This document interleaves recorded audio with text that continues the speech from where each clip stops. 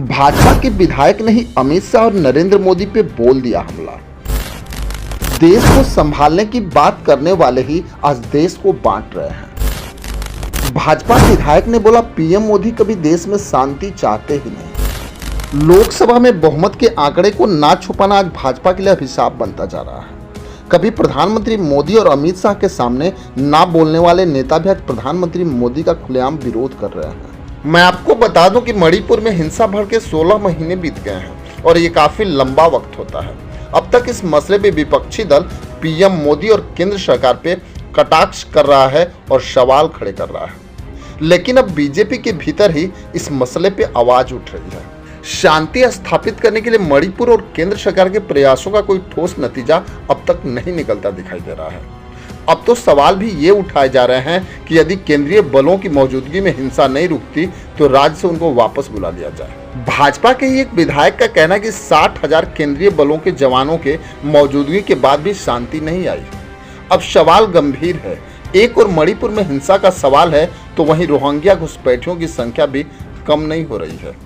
बड़ी संख्या में इनका भारत आना आज भी जारी है, जिसे खुद बीएसएफ की ओर से देश के लिए खतरा बताया जा चुका है। मणिपुर के भाजपा विधायक राजकुमार इमो सिंह ने केंद्रीय गृह मंत्री अमित शाह को एक पत्र लिखा और यह अनुरोध किया कि यदि केंद्रीय बलों की मौजूदगी में हिंसा नहीं रुकती तो राज्य से उनको वापस बुला लिया जाए। राजकुमार इमो सिंह ने कहा कि मणिपुर में लगभग 60,000 केंद्रीय बलों की मौजूदगी के बावजूद भी शांति नहीं बहाल हुई। बीजेपी विधायक राजकुमार इमो सिंह मुख्यमंत्री एन बीरेन सिंह के दामाद भी हैं।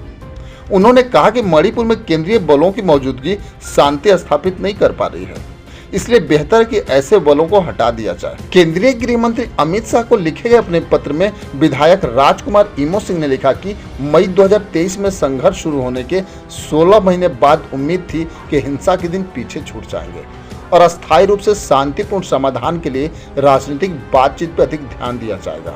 वहीं अगर देखा जाए तो मणिपुर हिंसा को लेकर विपक्ष खासकर कांग्रेस की ओर से बार बार प्रधानमंत्री मोदी पे निशाना साधा जाता है। पीएम मोदी के किसी भी विदेश दौरे से पहले कांग्रेस की ओर से ये कहा जाता है कि उन्हें मणिपुर जाने का वक्त नहीं है। वहीं राहुल गांधी ने सवाल किया कि जब प्रधानमंत्री मोदी पूरी दुनिया जा रहे हैं तो वह हिंसा प्रभावित मणिपुर का दौरा करके शांति की स्थापना क्यों नहीं कर देते। वहीं कांग्रेस महासचिव जयराम रमेश ने कहा कि मणिपुर में हिंसा भड़के ठीक 16 महीने बीत गए।